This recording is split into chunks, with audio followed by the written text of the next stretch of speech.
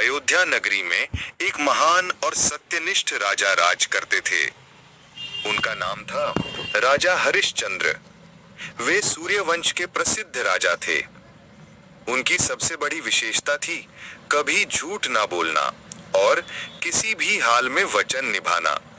इसी कारण उन्हें सत्यवादी हरिश्चंद्र कहा जाता है।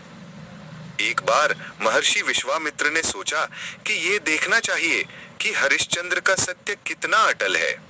उन्होंने उन्हें परखने की योजना बनाई। विश्वामित्र ने राजा से एक बड़ा यज्ञ कराने का आग्रह किया। राजा ने सहर्ष स्वीकार कर लिया, परंतु यज्ञ पूर्ण होने पर ऋषि ने दक्षिणा मांगी।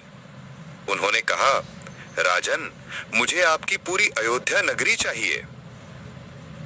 राजा हरिश्चंद्र ने बिना देर किए अपनी नगरी, सिंहासन और सारा धन दान कर दिया। वे उनकी पत्नी रानी शैव्या या तारामती और पुत्र रोहिताश्व साधारण वस्त्र पहनकर अयोध्या से निकल पड़े। राजा हरिश्चंद्र परिवार सहित वाराणसी पहुंचे। वहां विश्वामित्र ने उनसे कहा, तुमने दान तो दे दिया, परंतु दक्षिणा अभी अधूरी है। तुम्हें सोने के सिक्के देने होंगे। बेचारे राजा निर्धन हो चुके थे।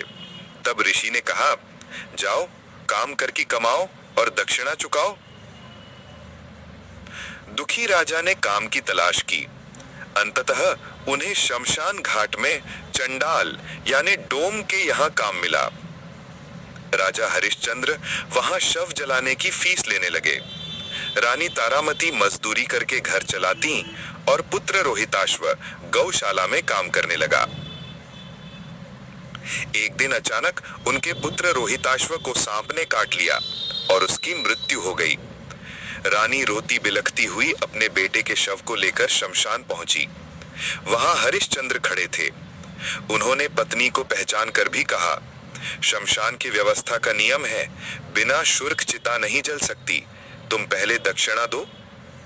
रानी ने आंसू भरी आंखों से कहा, राजन, मैं निर्धन हूं, मेरे पास कुछ नहीं है, परंतु मैं अपनी साड़ी का आधा भाग दे सकती हूं।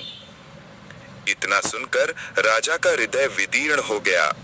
पति पत्नी दोनों अपने पुत्र के शव को देखकर विलाप करने लगे। ये देखकर आकाश से देवताओं की वाणी गूंजी। ये सब महर्षि विश्वामित्र की लीला थी।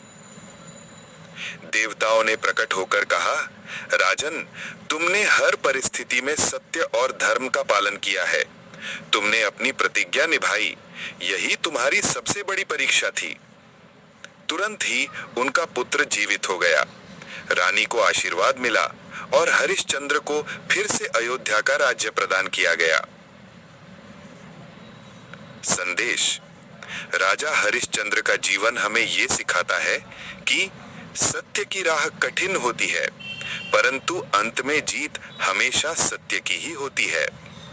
इसलिए उन्हें आज भी सत्यवादी हरिश्चंद्र कहा जाता है।